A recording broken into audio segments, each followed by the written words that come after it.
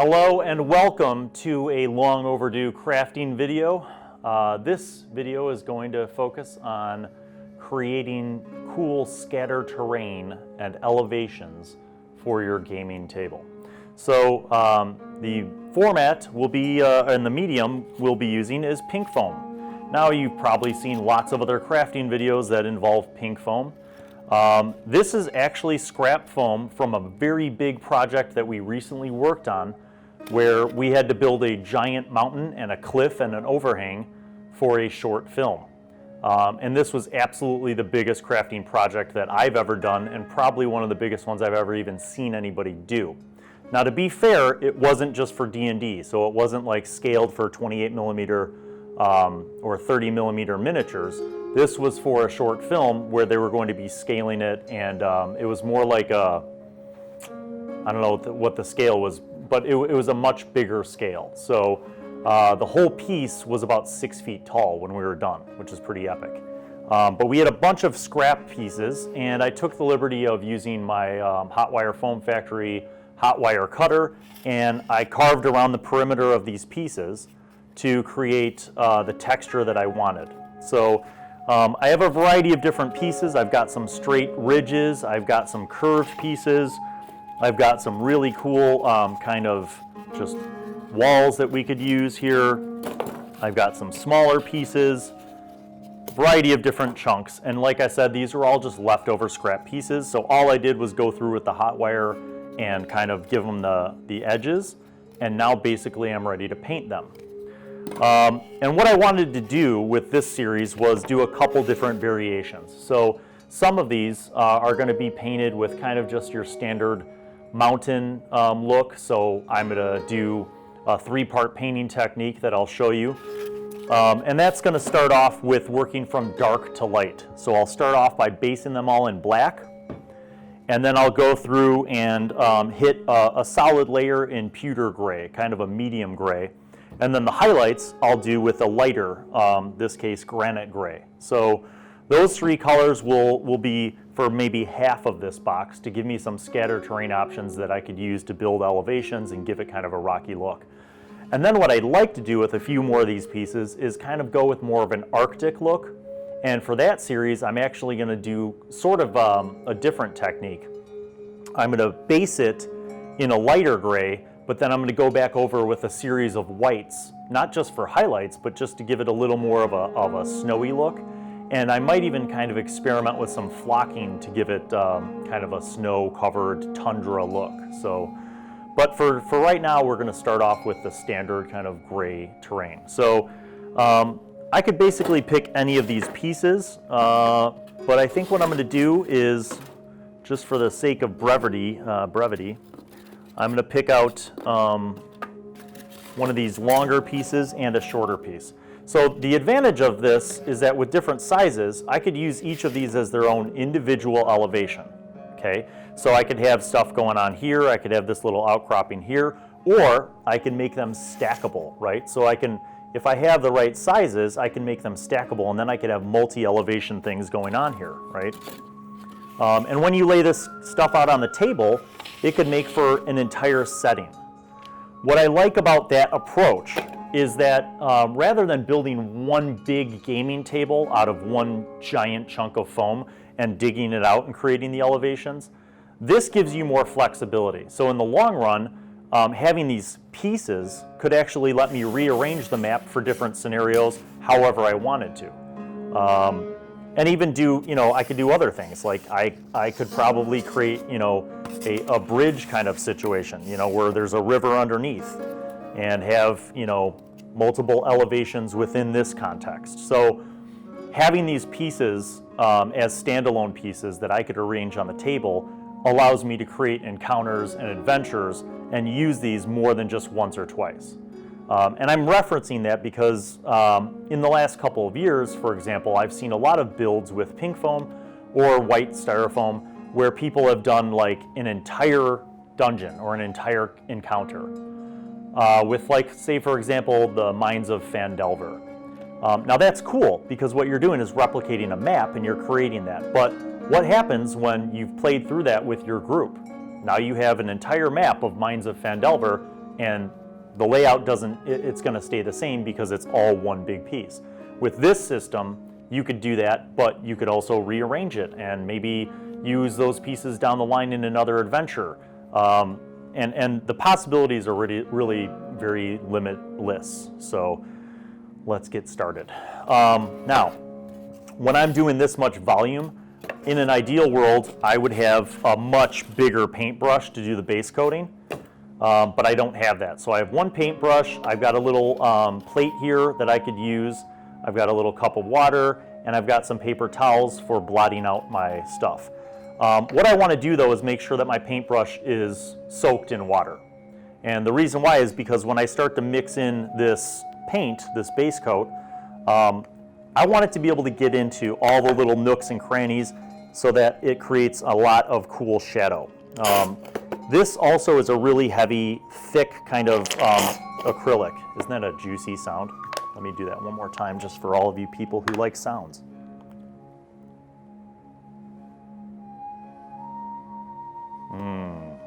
Swell. So I want to kind of, I don't want to water it down like pouring a whole cup of water, but I want to kind of give a little bit of moisture to kind of make this paint stretch. And I've got a lot of paint on this plate here, so I'm going to kind of mix in the water. We're just going to mix in the water with this glob of paint. And this is really thick acrylic, and part of it might just be that it's old. So, you know, sort of watering it down will make it seem less like tar and maybe a little more like paint. So I'm actually going to put a little more water on there. Now, the thing that I've learned in my crafting experience, because I will often say to people, I'm not really an artsy person. I didn't grow up with art or craft really being a big priority in my life. So I've learned by making mistakes. And it's okay to make mistakes because you're making terrain for people. And I played Dungeons & Dragons for 30 plus years without any terrain. So anything that you add to your table is going to be just magic, okay? All right, so that might be a consistency that I can work with. I'm going to start by kind of working my way around the sides. And I'm going to make sure that this paint gets in to all the nooks and crannies on the side. That's going to give me some shadow down the line and some depth to my terrain.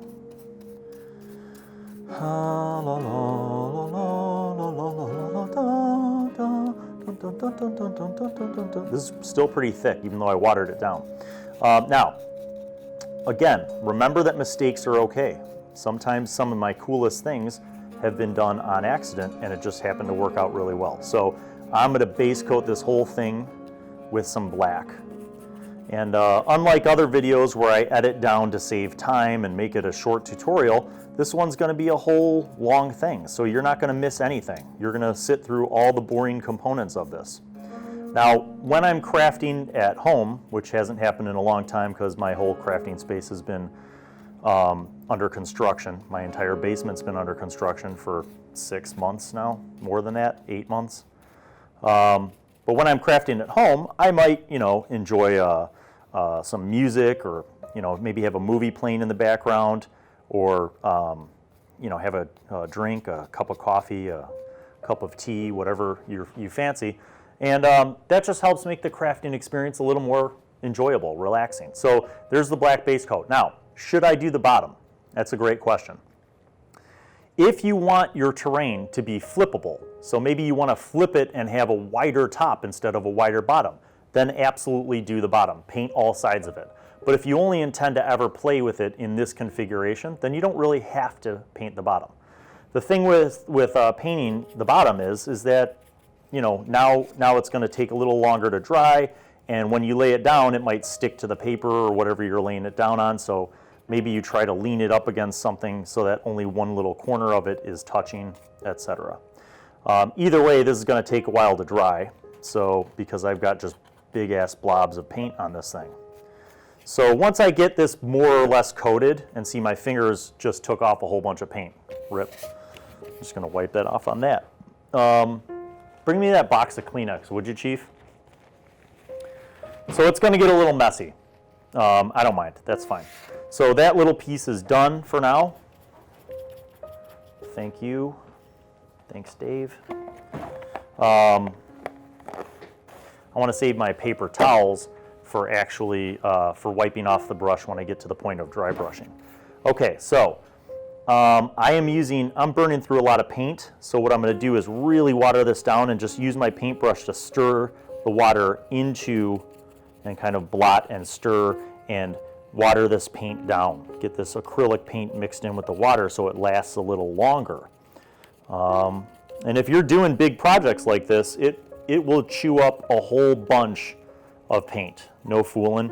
But you know, again, you make this kind of terrain this way, and this stuff basically is going to last forever, and it's cheap, and it can look really cool on your table. So here we go. I'm painting this next row right here. I'm not worried about it being perfect because this is just a base coat. I just want to cover up all the cracks. So I'm going to go vertically. Most of this will just go in really nice, easy. I could paint across there and then go back and fill in all these little chunks. Maybe I'll hold it this way. I don't know if you could see that on camera, but see that? Is that nice? So there, I'm going to just go in there, fill in all these cracks. And again, when this stuff dries, then I'll hit it with that medium gray that I like to use, the pewter gray, give it that rocky look. And I won't entirely paint a full coat. I'll just kind of go over parts of it, you know, and there's different painting techniques that you could use. You could use like stippling, where you kind of stab in the paint in different spots with a brush.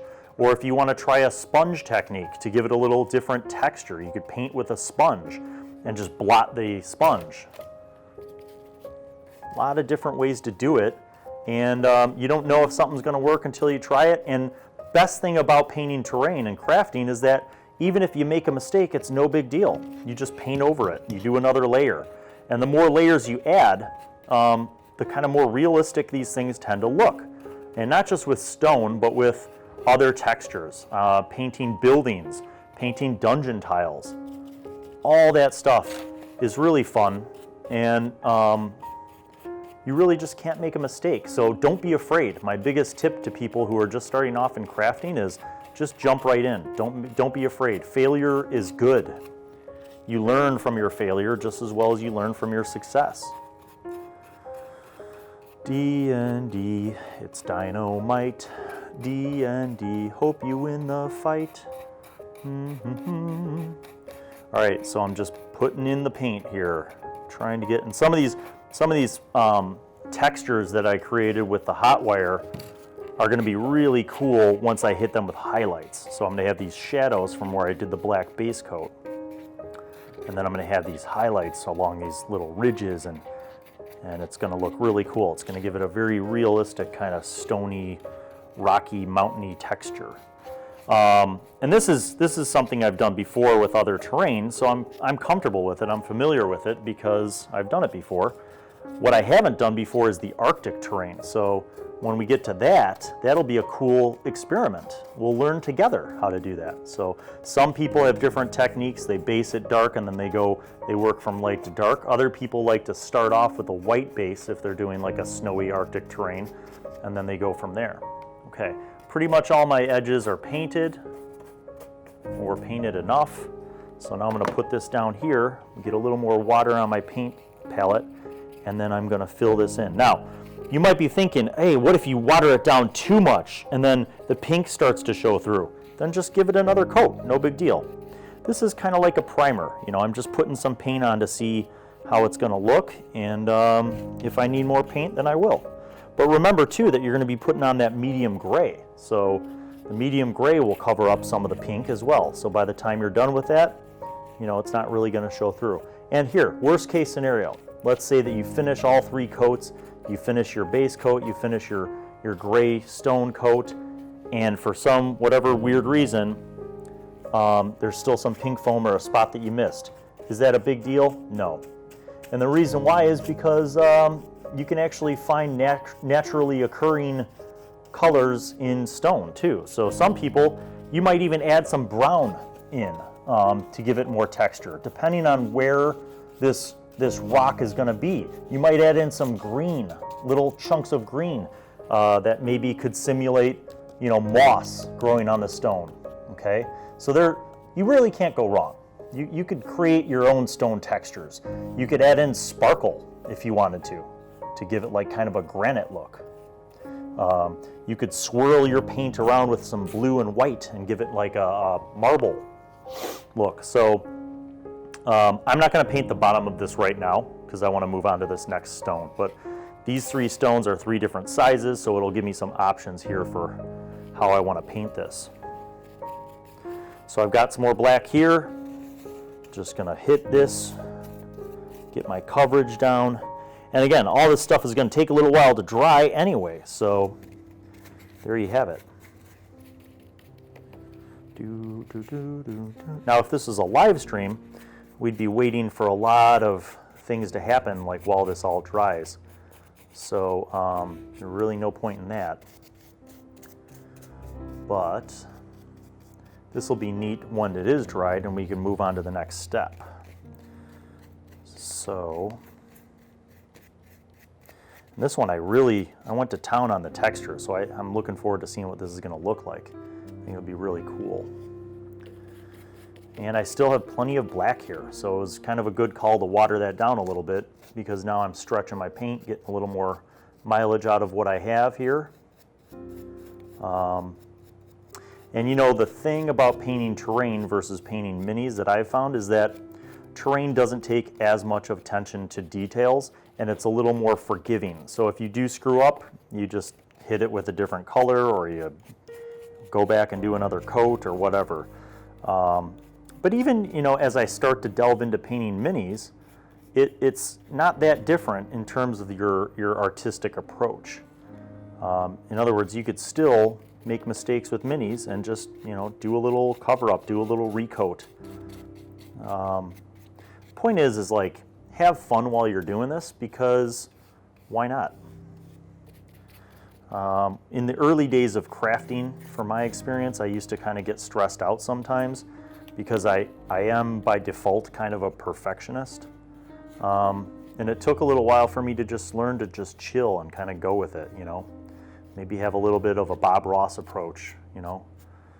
Happy little accidents. Okay, so that guy's gonna dry. You know what? Instead of just cashing out this black, I'll use it to, I'm gonna flip this over here, and I'll use what I have left to paint the bottom of this big piece. And if I don't have enough left, it's not a big deal. I'm just gonna slap this on for basic coverage. Yeah, I totally don't have enough. That's fine, totally fine.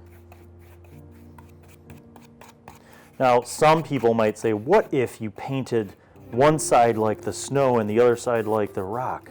I guess you could do that, just to make your terrain have a few more options. You could do that, absolutely, why not?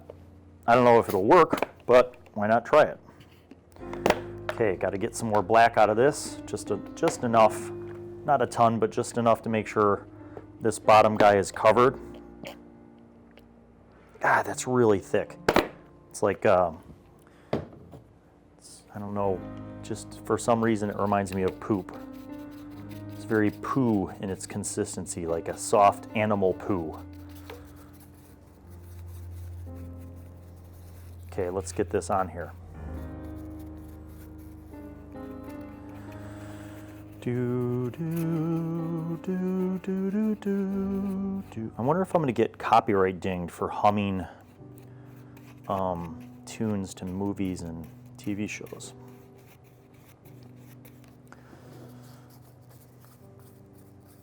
Yeah, normally I'd play music while I'm crafting, but you know, copyright and YouTube, so I'll just have to imagine some music.